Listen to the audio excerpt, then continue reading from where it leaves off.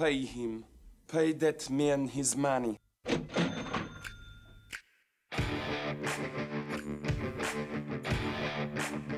I'm your huckleberry. Every year I set this league up. Every year, and I never win. This was the year. It's Sleepers, Keepers, and Lines. Well, I believe I'll take part of that wager.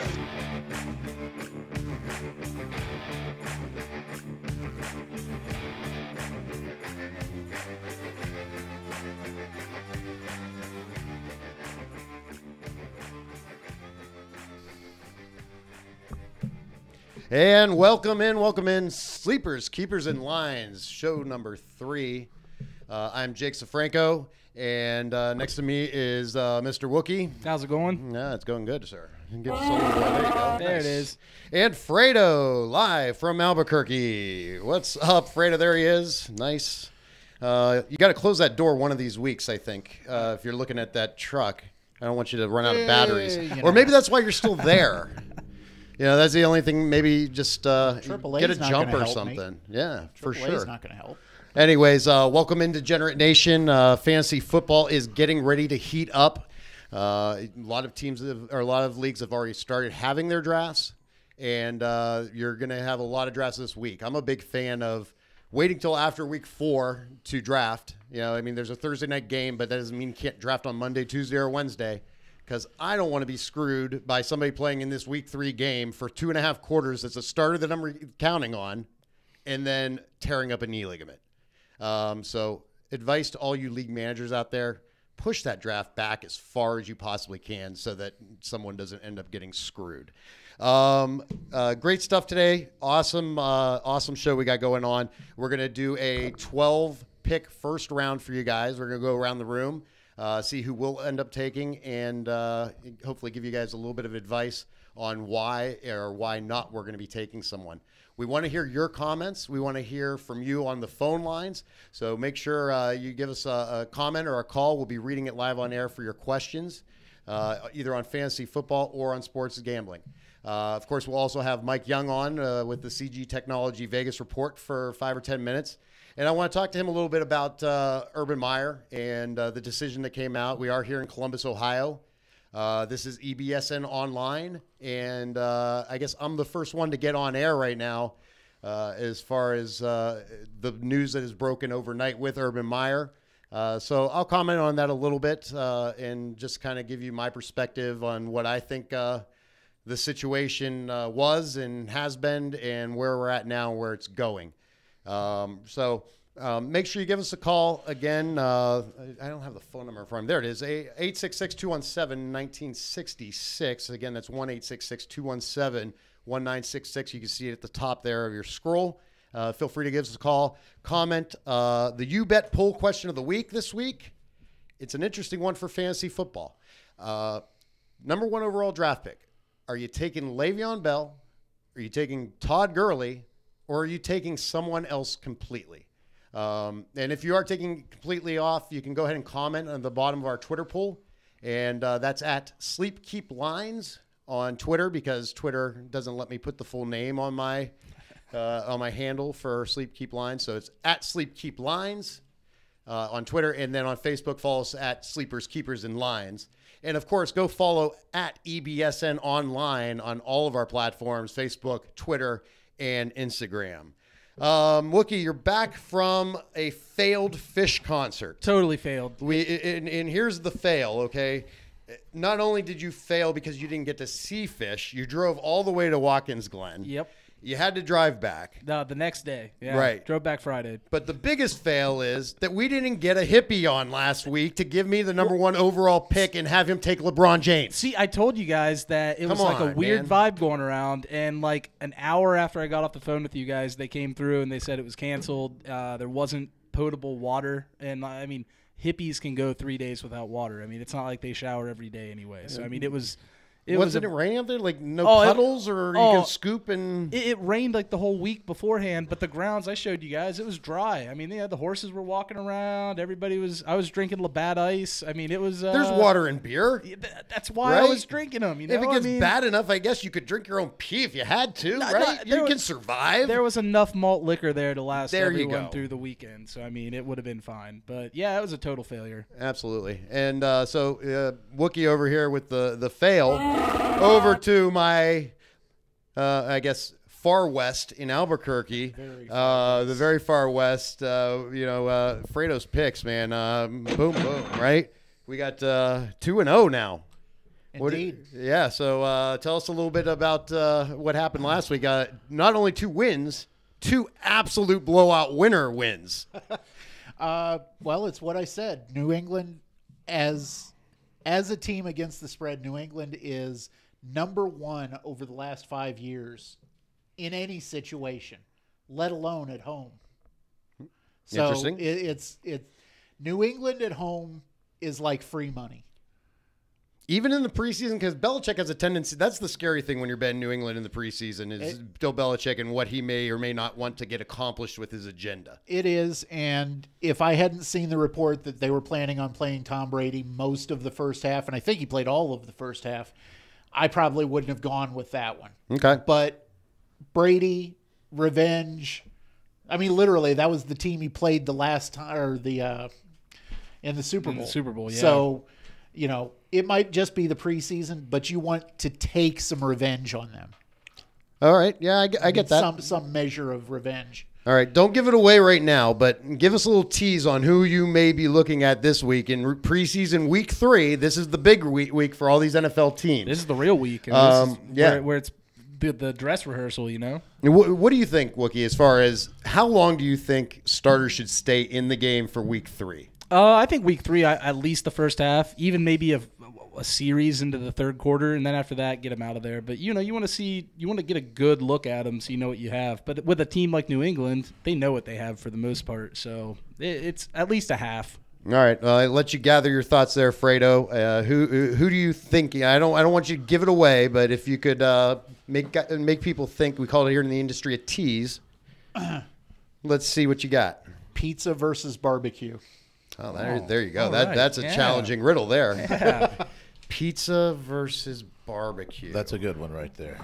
I'm going to say it's the Chiefs involved and maybe one of the New York teams or the Chicago team. Do you want me to go ahead? Nope. I was just trying to give some hints to the crowd out there. All right. Okay. So like I said, give us a call right here on the show, 866-217-1966. Call or comment in the Facebook session. I am looking right now at EBSN Online, and I'd love to hear your comments. And let's see if anybody's checked in right now, because I actually lied. I'm not on there at the moment. There's Kerry Whitaker checking in. Thank you, Kerry. There's the old man, Bill Sofranko there. Thanks, Dad. Hey, Fredo, without looking, how many U's in Albuquerque? And he thinks the over-under on the number is 2.5. Without looking. Is it over or under? 1. I don't know. What is it? Put up Fredo's graphic here. Let me see Albuquerque. I'm taking the over. Come on, Woot. Where's he at? I got you right there. All right. Where's Albuquerque, though, in that? That says protect our house. Protect our house. I'm taking All the right, over. Woot, I need you to confirm how many U's in Albuquerque, please. How many views in No, U's. The letter U's? U. Yeah, the letter U. How many U's are in Albuquerque? Okay. Should we start? So we start with the lowest IQ guy in the studio. The here. busiest one, too. All right, we'll come back to you, Woot. No problem. Thank you. 2. All right. C. The letter C. All right. If maybe Bill Sofranko out there can give us the answer. He said the 2.5 was over and under. We'll see if he comes back. Who else do we got here? We got Nathaniel Cardona. Thank you, Nathaniel, for checking us out. Carlos Hyde. Interesting question with the Cleveland Browns, my and your beloved Cleveland Browns. It's hard, but yeah. Full disclosure. Yep. Yeah, I mean, that's how big of fans we are. We are Cleveland Browns fans still. Through thick and thin. I mean, you can't let them go. Because once you do, they're going to turn it on, and then it's hard to come back. Then you're a bandwagon fan. Right, and I think that's for sure. Right, exactly. There's there's plenty of room on the bandwagon still, guys. That I think we'll be all right. But I think that this team and this Cleveland Browns team, we've talked about it a couple weeks now. The over/under is 5.5. I don't see. I think 6 is a low end potential for the Browns this year. Honestly, I am seeing it in the culture. I'm seeing it with the coordinators. I'm seeing it with the talent on the field. The defense is very underrated, and you've got that Greg Williams style now 2 years in a row. Todd Haley for his misdeeds of falling asleep at a bar and all that other sort of stuff.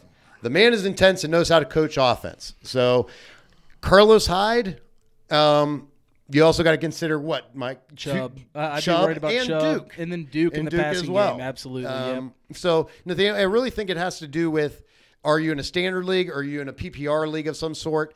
And if you are in a PPR league, I'd say pass on Carlos Hyde at this point, just because of those risk factors. And instead of Carlos Hyde, start looking at Duke Johnson instead, because I think, especially with how unsure you are about Josh Gordon, and after that, after Josh Gordon right now, if you're not signing Des Bryant, you've got Callaway and you've got Hollywood Higgins. And don't forget about Njoku. And then Njoku at the tight end. Yeah. So I think Duke Johnson will be a huge part of this offense. And we've seen Todd Haley with Le'Veon Bell in Pittsburgh and what he's been able to do. So Duke Johnson to me is the guy to take the closest look for in the Cleveland backfield.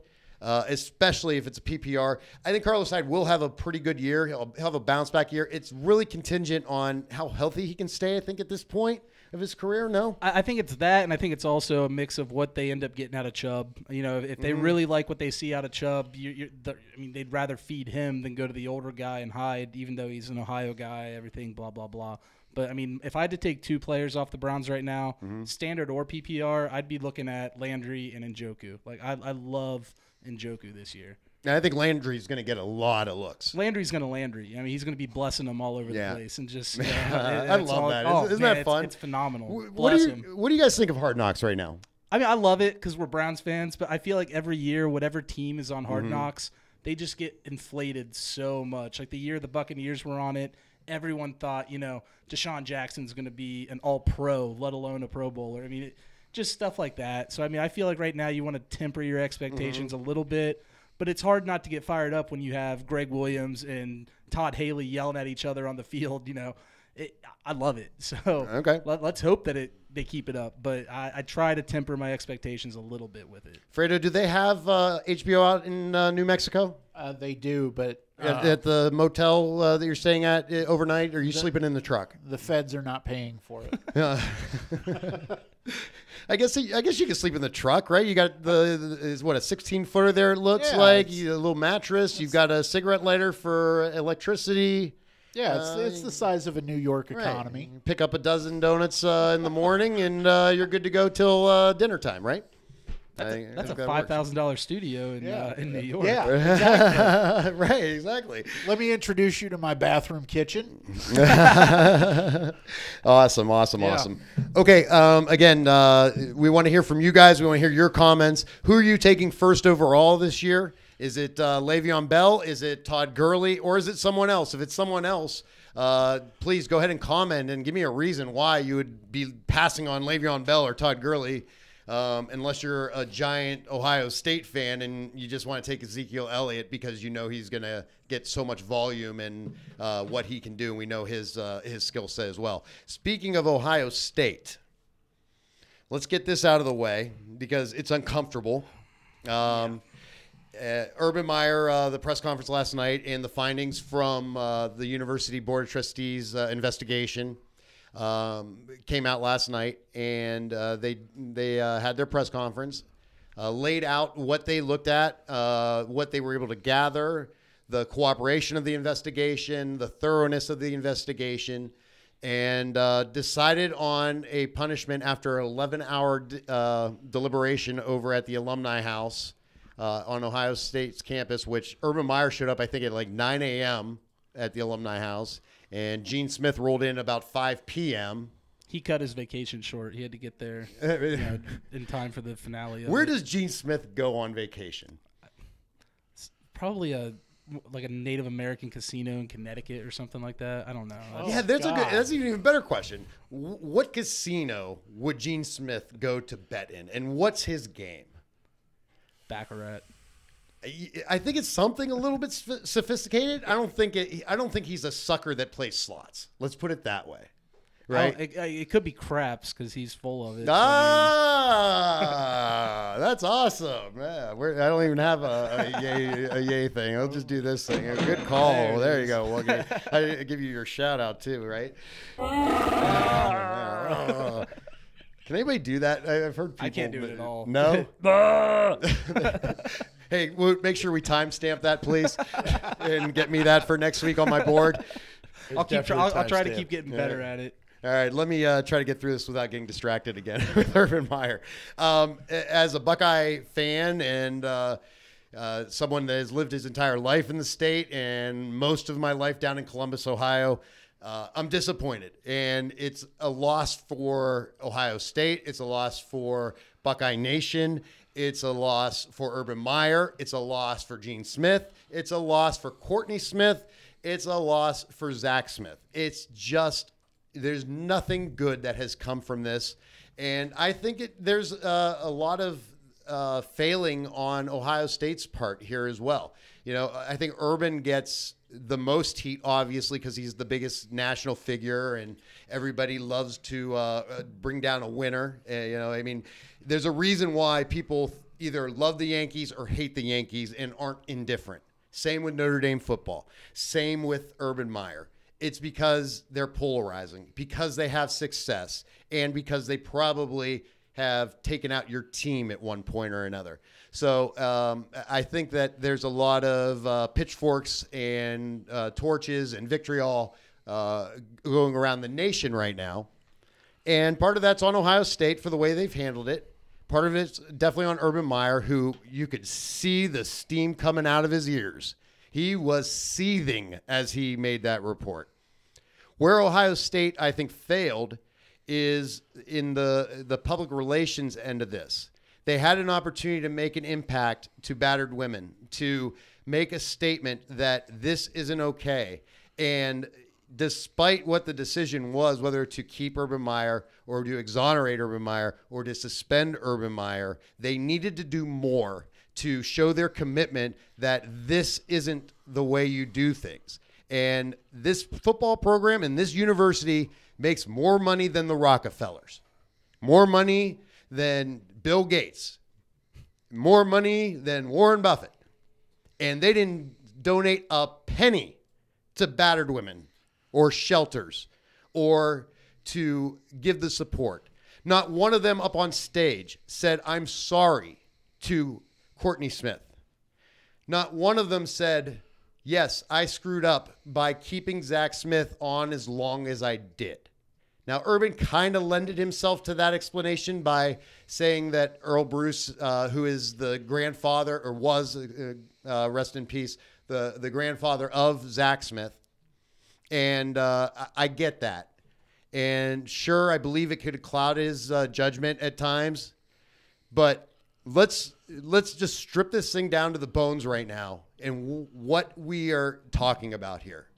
We are talking about putting the university, the Ohio State University, the Ohio State University football program. We are putting them at a spot where Zach Smith was bigger than the program, was bigger than the university. This is what we're talking about here. All of this is because we're covering up for a suck-ass wide receiver coach who takes dick pics in the White House.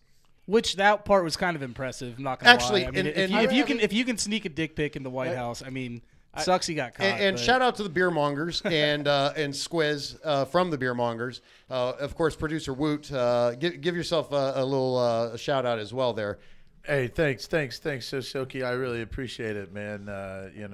It's been a fun time being a part of this show, and not to mention that you guys You guys are the other show that I absolutely feel like we're a brother-sister show right here on the network. But, yeah, I mean, when it comes down to the dick pics at the White House, I feel like if he got that off on the camera, it would be fairly easy that there's a lot of people in security around the White House that probably saw him. He's not the first person that's done this, okay? But I guess my point was, to shout out Squiz, she sent me a screenshot. She changed her fantasy football team name within 10 minutes of this announcement to White House Dick Pics. What a fantasy football name. That's a winner right now. Right? We were talking about fantasy football. Yes. Is that, and let's put this on the poll, is that a better name for a fantasy football team than jagging off to girly picks? That's still, I don't know. That's my favorite one. I think it's still better, right? That's still better. That's too solid. It's so good, isn't it? Yep. That one's And good. I have to say that taking a dick pic in the White House, that's a total baller move, right? Yeah, that's what I mean. He's not the just first getting person. to the White House, first of all, but then Having the wherewithal. finding 2 minutes to be able to go off and do that. I mean, he had to get lighting and angles. Yeah. He had to get everything right for it. So and I mean, yeah. the guy's a slime ball. yeah. Right. But still, Yeah, I got you. And, let's be honest here. We got a guy in office that probably has taken many already, at the very least. There's probably a studio setup for it in there somewhere. He probably found the studio. With lighting. Yeah, oh yeah. Special cameras. There's an I'm sure intern. it's there from past presidents. Oh, and first absolutely, ladies, yeah. right? Yeah. Yep. All right, let me rein this thing back in because I was off the talking dick about a pics. pretty serious topic, and then I just see this is my OCD, people, my ADHD. I have a weird combination. Squirrel. Right? It's like Shiny thing. that just popped in my head. Let's say that. But back to the Ohio State thing. I think they missed the opportunity to make a statement that the university itself is in support of women and battered women and the Me Too movement and what has been going on for a long time that is not acceptable at any level. If you're an Ohio State honk and you're defending Urban Meyer to the hilt, I respect that. But at the same time, I disagree with that. You have to put a little bit of your fandom to the side and look at it as a realist and as someone that, we're fans, and fans are short for fanatics, and I get that. But we're also human beings, and we all have mothers. We've all have women in our lives, whether that's a wife or a sister or whatever it might be. Put them in that spot if you're an Ohio State honk. Put that in your mind. And is that okay now? How about this one? If this is happening at any other university, and let's just take a university, let's say Jim Harbaugh or Michigan. We'd be burning it down. What would we be doing as Ohio State fans? Would we be defending Jim Harbaugh and saying he should just keep his if his stupid ass wide receiver coach decided to beat up on women? Hell no. No. Not a chance. And the other thing that's not being said enough either is that, the DUI arrest for Zach Smith came out, and there has been a lot of back and forth, and we can easily see that alcoholism, addiction also played a big part in this. And, that's the other aspect of this is that you just don't make good judgment calls. When you're doing that sort of stuff, and if you're already a scumbag, and then you add alcohol and cocaine and whatever, who knows what else? then you're really a complete ass. But all right, I guess to sum this up, the bottom line is now that the national storyline or narrative is going to be to beat up on Urban Meyer. The local one here in Columbus is going to be to support Urban Meyer mostly. I think that it needed to be either Urban Meyer was fired or Urban Meyer was reinstated. I thought that they were going to get 3 games just because you had to do something, but I still don't know why he got 3 games. If it's as simple as just not doing enough, well, what was he supposed to do? And Gene Smith was informed of this stuff. And, to me, and I get the argument of I'm not the police department and I shouldn't have to chase and I'm a football coach and all that sort of stuff. There's a bit of a moral responsibility there. And the university still hasn't told me why they suspended him for 3 games and didn't fire him, and why they suspended him for 3 games instead of just reinstating him. It felt a lot like this was a Gene Smith decision. I think Gene was integral in kind of brokering this. I think Dr. Drake wanted to fire him. And I think Urban Meyer and his lawyers were fighting to not get a suspension at all, because if you get a suspension, they're already using it against you in recruiting. And now your own university has, reinforced that, saying that you did something wrong. And now he has to go into living rooms and sell parents who he's going to take their children. And this, don't forget, Urban, this is a guy who had 22 players arrested in Florida, and a guy who killed people on his team in Aaron Hernandez. The captain of our team, and I love JT Barrett, but he got behind a 2-ton death machine drunk. And got what was and I'm not trying to be the right. And I'm not trying to be the moral voice or the moral authority on this stuff. God knows we all have our flaws. But I'm not in the public that spotlight. I guess I am kind of, but not to the level that these guys are. And the message that he promotes with the honesty, treat women right, right as you walk into the Woody Hayes Center. And to me, it just wasn't respect. Thanks, Wookie. He's got it up here. Honesty, treat women with respect. No drugs, stealing, or weapons. Those are the core values that Urban, he lives Right. and dies by, allegedly. Unless that means no drugs, and then stealing and weapons are okay. It depends on how you look at that sign, I guess. But bad design. Bottom line, this is going to end up passing over. I think there's some people in the media that think this isn't going away. This is going to go away. Well, you know what? The only thing I'm worried about is the week that he comes back, week 4. I think we're playing Tulane or whatever. Man, the Green Wave. The standing ovation, the roar he's going to get here in Columbus at home is going to be unbelievable. But the next day, national media, it's going to be, look at these, buffoons cheering him on like that. It's going to be a long year for us, but I think it's also like an us against the world year now. Now you're onto it. I don't think that they're going to cheer, because there's not really a spot to cheer for a head coach in football. He's not like announced or anything like that. I think you're right. I think the embarrassing thing right now for Ohio State is the people that showed up with signs, and we're just kind of that to me was just like, guys, optics matter. Yep.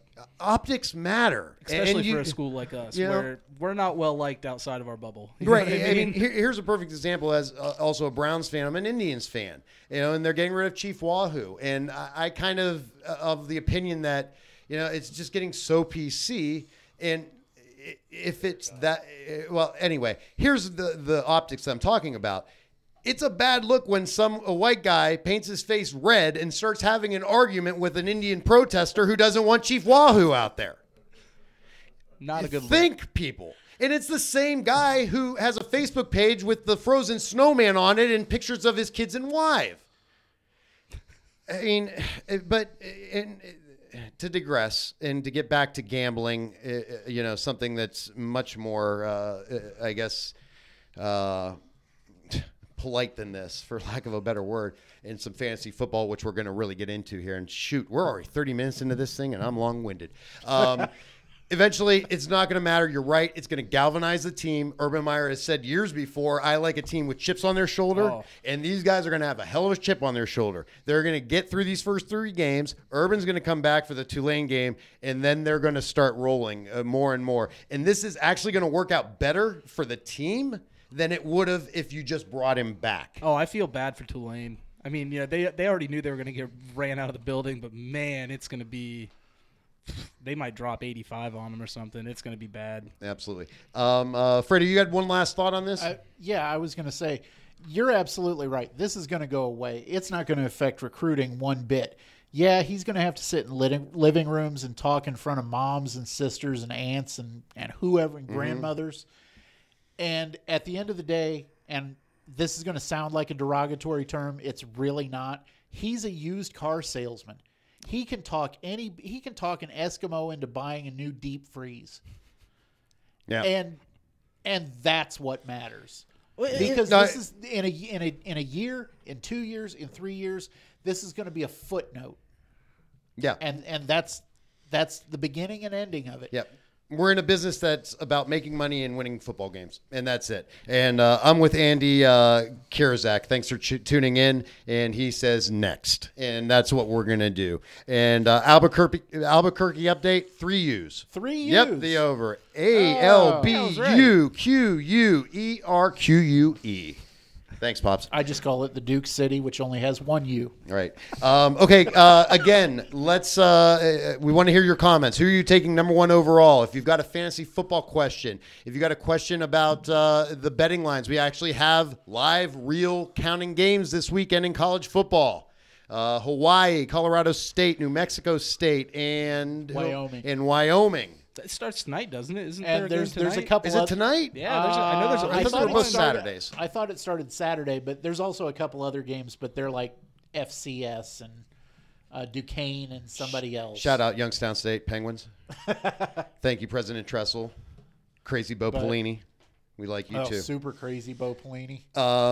So we'll get into all that sort of stuff. We're gonna do our let's go right now. Let's get into our first round mock draft. So we're gonna go around the room. I'm gonna start and have the number 1 overall pick because I said so, and Woot's gonna have the second pick because I feel bad for Woot, and that'll be his little chip this week. Thanks so much. And then we'll come back to Mike for pick 3 because he's next to me, and since you're the furthest away from us, Fredo, you get to pick last. Sorry, no offense. Just how it is. That's right. So I'll go ahead with my pick. And as far as Ohio State, they're going to be fine. You're right. It's all going to be over. And we'll talk to Mike Young here in a little bit from CG Technology about how Ohio State's situation in the suspension has moved some lines and how it's affected odds as well. And get into some other stuff with Mike here in a little bit. So with the first overall pick in the sleepers, keepers, and lines mock first round draft, Jake Sofranko takes not Ezekiel Elliott. Oh? I am a Buckeye honk, but I'm not that kind of a Buckeye honk. I like to win my fantasy league and win the cash. I'm taking Le'Veon Bell. Easy. That's easy. I mean, the other option is obviously Todd Gurley. I just feel like there's more weapons with Todd Gurley, and he had a spectacular year last year. Take a look at what he did the year before. Okay? Yeah, and I know there's other weapons now, and Goff is mature and all that other sort of stuff. I'm taking Le'Veon Bell because, A, it's his last season in Pittsburgh, and they're just going to run the hell out of him. B, I feel like he's one of the very few bell cows that you're going to have. And I like the fact that I have identified and I know for sure who his backup is. Because if I'm taking a number 1 overall pick at running back in the 7th, 8th, 10th round, 12th round, I'm grabbing Connor. Or is it Connors? Yeah, the guy from Pittsburgh. Yeah. Is it Connors or Connor? I think it's John Connor, isn't it? Like the Terminator guy? Terminator? Yeah, I think it is, isn't That it? can't be right. I'm pretty sure it is. No kidding. Can he turn his hand into a sword or anything? Yeah. Yeah, so I'm taking Le'Veon Bell, passing on Todd Gurley. But I don't think you can go wrong either way. And I think Mr. Wooten over there may have the other guy in his back pocket. Yeah, I mean, that's a no-brainer right there. But I'll tell you what, I'm going to go ahead and contradict you here just a hair bit there, so silky, so Franco, as we like to call you on the Beer Monger sessions. You know, Been called worse. Yeah, you know, we call each other a lot worse. But no, you know, I love the fact that Le'Veon, you know, he's definitely a running threat, and he's, you know, he catches a few balls here and there too, right? But it is his last year in Pittsburgh, and let there be a little tweak to the body, and I think you're going to see him take himself to the shelf and get ready for a big contract. That's the risk. That's the flip side. So I'm taking Gurley. I'm going to take some youth, and I think he's going to get some nice carries. He's definitely going to be your red zone back, and what a great place to be. You know, with the Rams, you've got youth all around you. Good deal. So that's where I'm going, Gurley, number All 2. right. And then, so this is a questionable pick here for Wook. Yeah, so for the third pick, I'm going to take Zeke. I thought about trying to get fancy with it and taking a wide receiver or something, but, you know, I'll take Zeke. They lost Jason Witten. They don't have Des Bryant. They got some wide receivers. You got Cole Beasley still. You got Michael Gallup. They still have the best line in football. Yeah, absolutely. So there you go. And the volume's going to be there. They feed him. I mean, he's in there 3 downs. He's going to catch the ball. And have you seen him lately? I mean, he's an animal. Right. I mean, he just looks like an animal. So yeah, I'll take Zeke at number 3. I'm cool with that. And full disclosure, we're doing this as a standard draft. I don't know if I mentioned that. We're not doing a PPR draft. We're doing a standard draft. And we want to hear from you. Who are you taking first overall? Are any of our picks so crazy that you want to call us out on it? And we'll read your comments here live on air, either on Periscope or Facebook Live at EBSN Online. Follow us on social media at EBSN Online, IG, Twitter, Facebook. And you can always catch our podcasts on Apple, iTunes, Google Play, anywhere you can find podcasts, SoundCloud, all that stuff. Okay, so pick number 4, Fredo. What do you got? It's a no-brainer, Antonio Brown. Okay. It's. Did you have anybody else you were thinking about? Alvin Kamara, because he's going to be such a part of the Saints offense the first 4 weeks while Mark Ingram's out. But yeah, when he took, it was either Zeke or Brown for me. Whoever he didn't take, I was going to take, because Brown is still going to get 100 catches. He's probably going to at least. He's going to be in the neighborhood of 12 touchdowns. You know, it might be 10, might be 14, don't know. But he's going to be a number 1 wide receiver that you throw out there every week, and you don't even have to question it. Well, it better be with your. I need my mic back, Woo. Yeah, I mean, it better be if you're taking a player top 4. I mean, this is a plug and play, and don't get cute if they're underperforming in the middle of the season. You play this person no matter what. You play your studs. Always start your studs. You can check us out on Twitter at Sleep Keep Lines. Go ahead and follow us there at Sleep Keep Lines. And the You Bet Show poll of the week: who would you draft number 1 overall in standard format fantasy football? Le'Veon Bell, Todd Gurley, or other? And comment for the other. We did have a comment here from Terry Paul. Terry Paul says David Johnson he would take number 1 overall. Wow. I don't think it's risky. I don't think it's unreasonable. It's not like he was coming off a knee injury or a lower body injury. It was the wrist, and he's looked great so far. Where I'd be a little bit uncomfortable taking David Johnson number 1 overall is the team around him. Yeah, the surrounding cast, absolutely. Who's the quarterback? Your number 1 weapon's an 85-year-old wide receiver. Now, he's a really good 85-year-old wide receiver, albeit. But still, not a guy that I would take over both Le'Veon Bell and Todd Gurley. But thanks for watching and following us, Terry, and I appreciate the comment. Right now, the poll question answer right now, Le'Veon Bell's getting 38% of the vote. Todd Gurley's getting 51% of the vote, and there's 11% of the people that think it's someone besides those two. 281 votes so far, so keep those coming in, and we'll update it here towards the end of the show. We got Mike now on the line? We do not have Mike. All right, let's get Mike on the line. I want to do the Vegas report. Let me sneak over here real quick and grab something that I needed to get. The other thing I want to hear from, this is more than Columbus, Ohio. This is a nationwide show. It's streaming on Facebook Live and Twitter, and I realize not everybody here watching is from Columbus. I'd love to know where you're at. Give your city a shout out. Have some damn pride. Let me know where you're watching it from.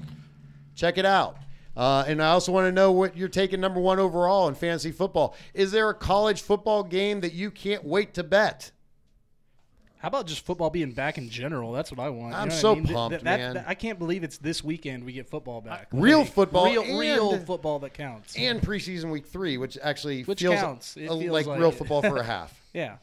What's up, Fredo? I'm just excited that I'm going to be able to tell people, what do you want to do? This is my job now. Right. There you are. I'm sorry. Right. I've got to watch football for 13 or 14 consecutive hours. I already do that.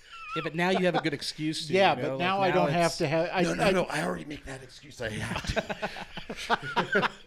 to. So leave us Facebook ranking, like us, share us, turn on your notifications, all that sort of stuff. We want to engage with you. We want to hear from you. This is a show for the people of fantasy football. I texted to you last week. You should have it there on my string. Follow us. And like I said, let us know where you're watching it from. I want to hear from you. Are you in Boise, Idaho? Are you in Rancho Cucamonga, California? Are you in Honolulu, in Hawaii? Albuquerque, New Mexico, and know how many of you are in it? No. None of us did. No. No. I didn't know where it was, honestly. I couldn't point it out on the map. What can you do? So check all that sort of stuff out.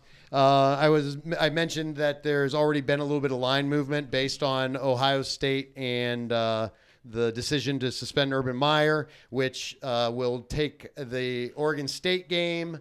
Who do they play in week 2? Who's the little sister of the poor this year? Week 2? Yeah. Rutgers. Oh, we got a Big Ten game in week 2. That'll be good. Still little sisters of the poor, but Rutgers. Redheaded stepchildren, that That's whole right. thing. State College, New Jersey. Piscataway. One of my favorite names to say, Piscataway, New Jersey. Just I'd share. But yeah, so the line movement in this TCU game, which is going to be on a neutral site over in Jerry World, will be. It started at 12 and it just dropped 2 points overnight, which is pretty extreme line movement, especially for a head coach. If I can buy that hook and get it to 9.5 and get off that key number of 10, I have a feeling that this is going to be a team that's going to go down to Dallas, Fort Worth area and is going to wipe the floor with Gary Patterson and TCU. But go ahead, Fredo. I actually think the line's going to end up going back up again. It will. Yeah, once the money starts moving on it, it's going to, yep. We'll ask Mike about that, though, here in a minute as we get him on a little bit. Who's the one team in the NFL this year that we're talking about lines?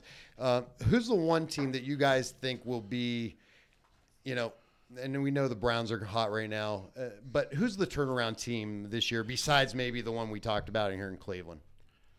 I think you're going to see Houston if Deshaun Watson can stay healthy. Sure. I think they're going to be. Look what they were doing before he got hurt last year. So I think that's a huge one. I think they'll contend with Jacksonville for the South, and then if Andrew Luck's back, I think the AFC South could be the most interesting division in football this year. I'm going to go with Denver.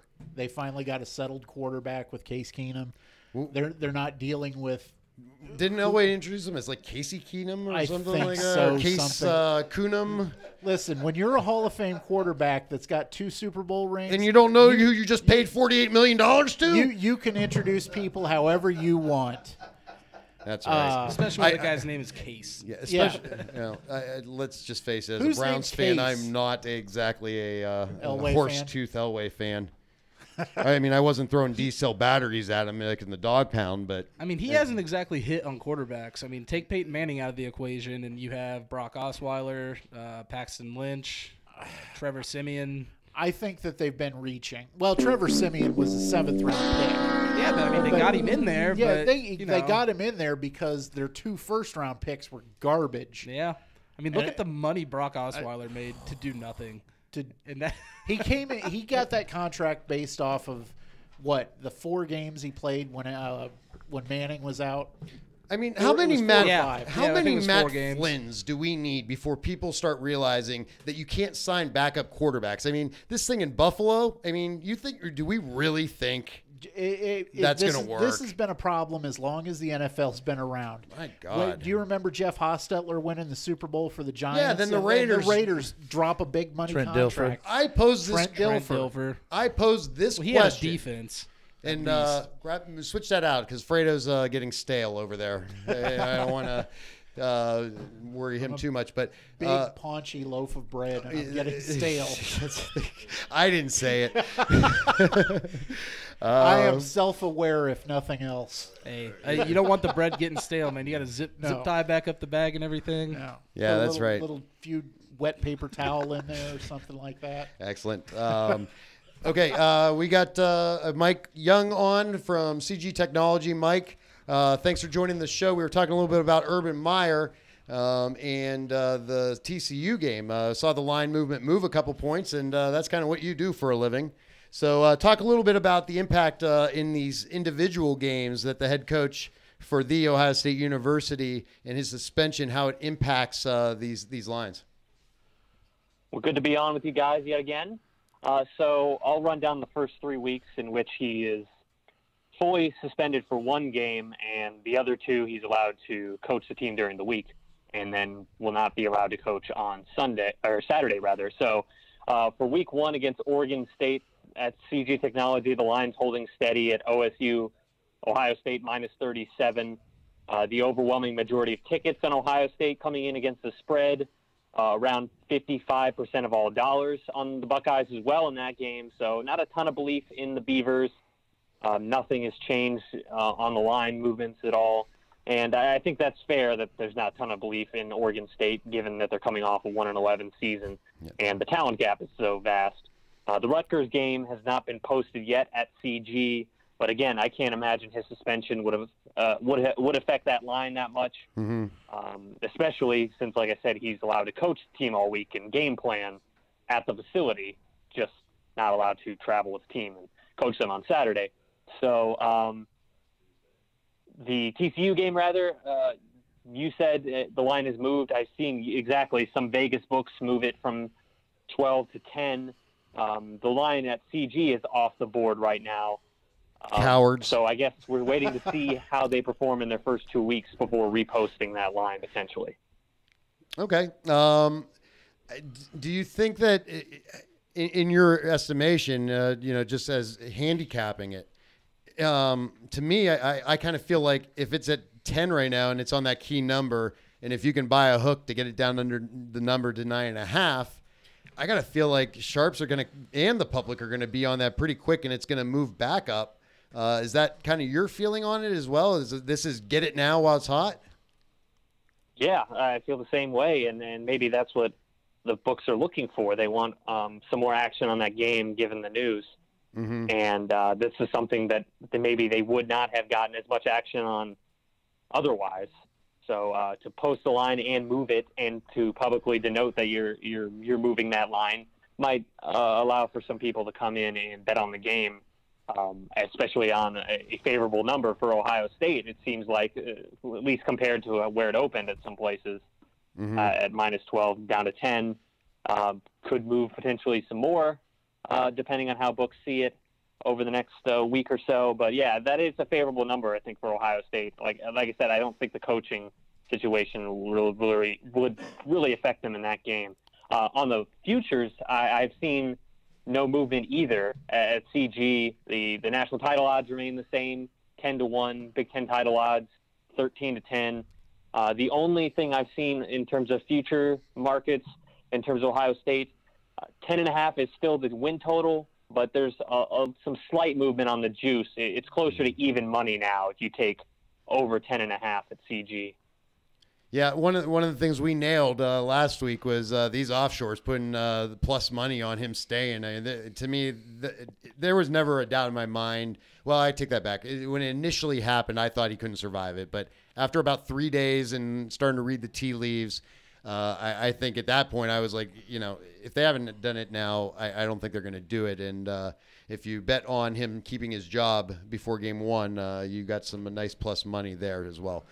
Mike, let's talk a little bit about the hottest team up there in Las Vegas, the Sin City, as far as the NFL goes in futures. And that's Mayan Wook's beloved Cleveland Browns. What the hell's going on? People think they actually might be mediocre. They are for real. It's crazy, man. The sheer number of bets on the Browns win total across the board in Vegas and the offshore and here at CG Technology, it's staggering. We're seeing 60% more tickets on the Browns win total than the second highest team, which is the Giants. Wow. And at CG Technology, at least, the line, the win total has not moved much. Some books, it's gone up to 6. Pretty much across the board, it's at 6. Some places 6.5, which is crazy. Right, we're considering it started at 5.5 going into the year, and it opened at 4.5 or 5. Right, depending on the book. At CG, it opened at 4.5. Still, it's holding steady right now at 5. There's some enticing juice on the under, though. It's really closer to 4.5, given how much juice is on the under. You mentioned the ticket count, Mike. Where's the money? Where's the money crazy. at? Where's the money at?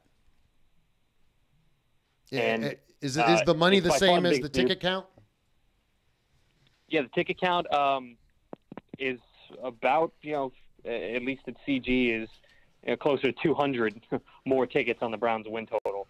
We're seeing four-figure bets on the Browns' win total in the double digits. So there's a lot of money. There's a lot of money riding on the Browns. It's by far the biggest liability at CG in terms of the futures market. That's pretty crazy there. As far as money bet on the Super Bowl winner this year, where do the Browns rank in that and the exposure that the books have, similar to what the Golden Knights were for Vegas this year? And do you see a pattern of more and more people even thinking that this team can be a playoff contender and putting money on that aspect of the prop bets? Yeah. There's been some movement on the Browns Super Bowl odds. They're at 70-1 right now at CG. They opened up at 100-1, and as of when I talked to you 2 weeks ago, they were at 80-1. Mm-hmm. So more exposure on Hard Knocks, some solid quarterback play that we've seen in the preseason, contributing to more people believing in the Browns. And I guess to these bettors, 80-1 was a pretty favorable number, so we bumped it up here at CG. The majority of public tickets, just on the Browns playoff odds, majority of public tickets on the Browns to make the playoffs, and the majority of public money, however, is on the Browns to miss the playoffs. So here at CG, the Browns to make the playoffs, plus 400. To miss it, it's minus 500. And those odds have moved accordingly with the amount of public tickets on the Browns to make the playoffs. So slightly more in favor of those guys who got in early and thought they were going to miss the playoffs, because it has moved drastically since then. They play tonight, by the way, against Philadelphia, and no movement in terms of the spread. It's at 3 right now. Browns minus 3. The majority of dollars tonight coming in on the under, despite the amount of tickets being roughly even on both sides of the total. So the total right now is set at 42. Is Nick Foles playing tonight? Yes. Never mind. Fredo's on. No, Fredo's on. He just confirmed Nick Foles is going to play tonight. Carson Wentz will not, I assume, as well. Okay, so I wanted to touch. We actually have real live counting for your season total wins college football tonight. On Saturday. You got Hawaii going to Colorado State. That line's sitting right now right on the key number at 14 with the total around 56. And we have Wyoming at New Mexico State. The Aggies are catching 4, which started at 6, minus 6 for Wyoming. Totals come down drastically too, starting at 48.5 roughly, and now down to a kind of a key number of 45. Do you have any read on these, or can you let us know where the movement's been? Where's the ticket count, and where's the money? So for Wyoming, New Mexico State, 72% of all dollars on the home dog in New Mexico State, and that's why we've seen the line move slightly towards New Mexico State there. And in terms of the Hawaii-Colorado State game, 88% of all dollars on CSU. Both the respected money and the public are coming in big on Colorado State as well. So that line has moved slightly. Here at CG, it's 14, Colorado State minus 14, and Wyoming minus 4. With the totals in the Wyoming-New Mexico State game being at 45 at CG and 56.5 in that Hawaii-Colorado State game. Interesting. Okay, and then I want to get you out on this one. Which stadium in the NFL, and then also which stadium or home field advantage, I guess I should say, in college football, in your mind, is worth the most as far as a point spread adjustment? Yeah, so in the NFL, anytime you see an East Coast team going to the West Coast, and because of the travel concerns, so in that case, or vice versa for that matter. Or vice versa, especially vice versa. Right. If it's a West Coast team going to the East Coast for a 1 o'clock and game, playing that in that 1 o'clock game. But Seattle obviously has a huge home field advantage because the team has been pretty damn good over the past decade. And the way they built that stadium, it's like that amphitheater. Loud. Right. Yeah, it used to be back in Tampa. So, and Jacksonville as well, now that the Jaguars are good. So I think you'll see a lot of West Coast teams that go in to play the Jaguars, Tampa, any of those East Coast teams playing 1 o'clock games. But in terms of stadiums themselves, Seattle gets a huge boost. 4 points? Slight boost for Lambeau. About 4 more points for Seattle, like maybe 3 or 4 or 5. Yeah, I was going to say about 4, I thought. Standard is 3. Slight bump for Lambeau, Arrowhead, but more so any of these West Coast teams, especially Seattle, will get a huge boost. And in college football, let me guess at that one real quick. Does it happen to be a stadium where you jump around? Well, it depends on the teams. Honestly, college football, its home field advantage is more heavily weighted in terms of the home field team. So if you're playing in a big game at Ohio Stadium, at Camp Randall, as you said, you're going to get an even bigger boost from that. But I wouldn't say there's a specific game-by-game swing in terms of the big teams, because they all have such a big home field advantage. So I don't know if there's one specific team I can point out. And in college at the highest level, that home field advantage may be worth what, about 3.5, something like that? Yeah, maybe more, depending on how good the team is in the specific year or how big the game is. Like you guys know, Ohio Stadium noon kickoffs aren't going to provide as big a home field advantage. Talk about a yawn stadium. 3:30, certainly a primetime game. Yeah, absolutely. Okay, great stuff this week, Mike. We're going to have Mike on each and every what day of the week is this? Thursday. 2 to 3. Give us a little bit of a Vegas update each week and what's going on out there with the lines and the movement. Mike, on your way out here, just tell us where they can follow you and what you're up to. You can follow me on Twitter at @myoung_. 5 times. There's a lot of M Youngs out there. Hopefully you find the right one. I'm, again, an analyst for CG Analytics. And, yeah, I hope to talk to you guys next week, and we'll have some college football week 1 to get into. Love it. All right, Mike, thanks for joining us for the Desert Report, and we'll talk to you next week. Thanks, Mike. Sounds good. Take care. All right, and it's right at 3 o'clock. Can we do 10 minutes? You got time for 10? Let's do it. All right, here we go, because we're going to fly through this. So everybody keep it succinct over here, especially you, Fredo. Okay, so let's go through picks 5 through 8. At pick 5, I am going to go ahead and I'm going to double stack my backfield, and I am taking Alvin Kamara. Wow. All right. That's where I was hoping to go there. So silky myself on that one. Sorry about that. It was a great pick. It was a great pick. Of course it was. I am vamping. I'll tell you what. I'm going with Gordon out of Melvin Gordon. Yeah, yeah. That's not bad. Yeah, that I feel that it's more of a strategic pick than I think a pick that I think a lot of people are doing. I like San Diego. I actually think that they got really good value as far as a Super Bowl future. This could be a year where their defense is just dynamite, and if Keenan Allen can stay healthy. Well, they've had a lot of injuries on their defense just in the last week. Is that right? Yeah, they have like 3 guys out with ACLs. Damn. So, but that's 3 shit injuries but that in helps, 1 week. That helps a lot for fantasy for your guys like Keenan Allen, Phillip Rivers, Sure. Melvin You're Gordon. right. You know, so they're going to be airing it out again. So. Yeah. Absolutely. All right, good pick. Who you got? Number 7, I'm going to take, he's still there, right? David Johnson. Is he still there? Wow. Yeah, I'll take David Johnson at 7. There you go. I mean, coming off that injury, he's going to be, like we talked about, I don't know that I would have taken him 1 or 2, but at 7, you can't beat that. Absolutely. Okay, and Fredo, who you got over there? Saquon Barkley. Oh, yeah. He's going to be on the field for all 3 downs, and if you think Odell Beckham Jr. is going to be taking away carries from him or receptions. Nope, not like this is the first time we've seen a really good receiver and a really good running back on the same team. Okay. We're talking about it with Le'Veon and AB. Yeah. So I think that now you're at a spot in this draft where you could take the second wide receiver, or you can stay. There's some options too in the backfield, but to me, I just really think that Michael Thomas is going to have a humongous year this year.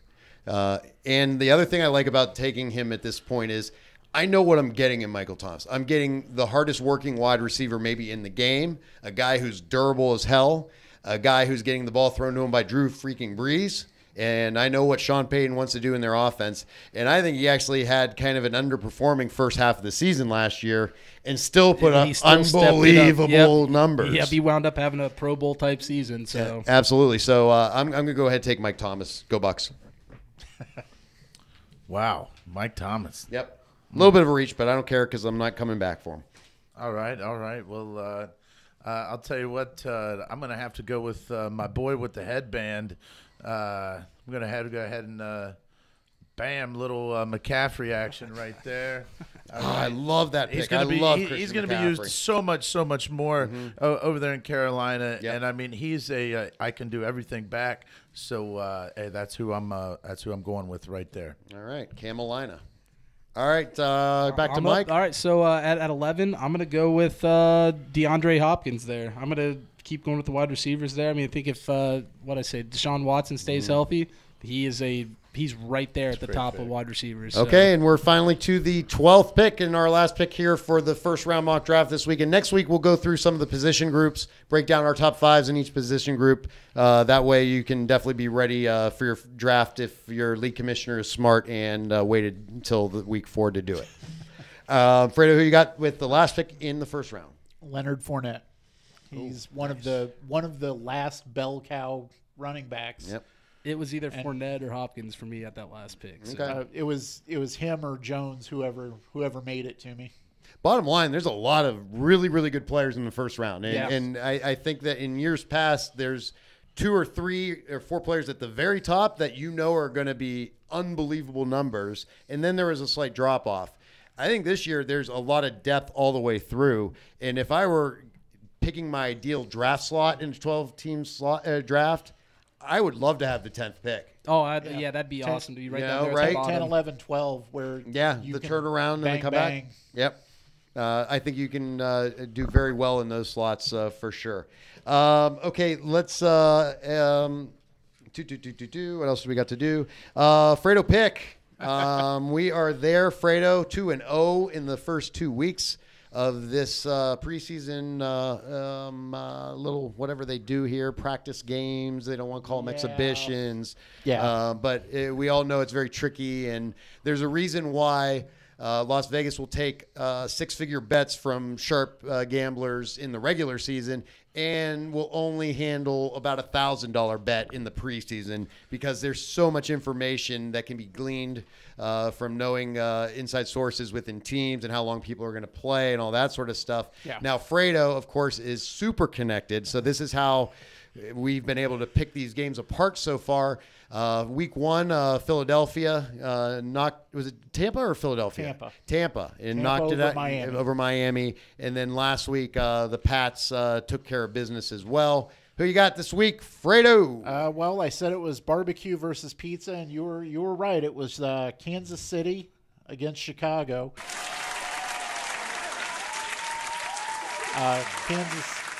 Kansas City is getting 2 points in this game. Are you sure? Because last week you said like 3 points, and I looked at the line and I couldn't get them for under 5. But it was an ABAL, so I'll take that. Hey, I made the pick. I moved the line. All right, you're taking the Chefs -2. I'm taking the Chefs plus 2. Plus 2. All right, show your little sign guy board there. Since 2013, the Chefs have been 12-9-0 as road dogs. There you go. And Chicago has been awful. Is that preseason or is that overall? That's overall. Okay. And Chicago has been awful as a home favorite. It gets worse when you look at them after a win. KC over the same time period is 30-22-1, third best in the league with an average margin of victory of 6.7. Chicago, fourth worst in the league at 11-16-0, and they're losing by an average of 5.6 points. So after a win, not kind to Chicago. That's that's what sealed it for me. So take KC +2 against Chicago. And I think you're going to get to see a lot of the starters for KC with Mahomes being in there. They're going to keep them in a little longer And maybe you might see him into the third quarter. Yes. In this week 3. So yes. You might also see Roquan Smith for Chicago make his debut this weekend. It's still a coach's decision, but he feels he's healthy enough to play. Okay, there you go. KC, there's your lock of the week from Fredo, preseason lock of the week. He puts his perfect record on the line. So well done there so far. Just one little bit of housekeeping left before we get out of here for this week. I didn't want to go without mentioning at least what's going on with CG Technologies. They have a hearing coming up here with the Nevada Gaming Commission. Mike wasn't able to comment on it, or obviously I would have asked him to talk about it, but we'll see what ends up happening and transpiring in the investigation and the ruling by the Nevada State Gaming Board. And we'll see if we can get his opinion or his thoughts on that next week. And other than that, I mean, here we are. We're 2 weeks from 10 days, 11 days from an NFL regular season. It's almost there. Game. And we got college football on Saturday. We are getting it there. Chris, can you make sure you grab that sound drop right there, whatever that was? Woo! Woo! Ow! Thank you, everyone, for watching. At EBSN Online, please follow us there. Watch us live there. You can get the audio podcast on SoundCloud, Google Play, the Apple iTunes Store. Watch us live on Facebook and Twitter and Instagram and YouTube. Follow at Sleep Keep Lines on Twitter, at Sleepers Keepers and Lines on Facebook as well. We love that you're watching and interacting. All the comments, thank you very much. And I only want to increase that. Now, we went a little bit long tonight, and we may have to add more show in the future here. We'll have to see if we can get a lot of good stuff. I don't know how how am I going to break down the college and NFL card in the lines in an hour plus add fantasy football? Yep. Yeah. I may have to rethink this Maybe format. 3 hours. And Mike Young. I mean, I might need 2 shows a week or something to get this all done. Yeah. But anyway, it's been a lot of fun, and it's a good ride. And I like talking about the things I'm passionate about. And I know these guys also are very passionate as well. And the passion exudes from Wood over there on the board as well. Oh, yeah. Thank you, baby. Thank you. Yeah. Is that Al Green or Chris Wood? Oh, yeah. I think it was more Macho Man. That was more the yeah. No, I was thinking more the Kool-Aid Man. Will rise I was thinking the Kool-Aid Man. That's what Yeah, absolutely. So let's do a final check on the You Bet poll question of the week, which was, who are you going to take number 1 overall in your standard draft or any draft at this point? Because it's down to Le'Veon Bell and Todd Gurley in my mind. There was one other comment for David Johnson in the final poll results today. 313 votes. Thank you all for voting. Le'Veon Bell is second with 39%. Your winner is Todd Gurley, 50% of the vote. 50% of people are going to take Todd Gurley number 1, and 11% like someone else. So that's the You Bet poll question of the week. And we will be back next week for another episode, and we get closer and closer, and it's going to be a hell of a lot of fun. For Wookie, I'm Jake. Say goodnight, Fredo. Good night, Fredo.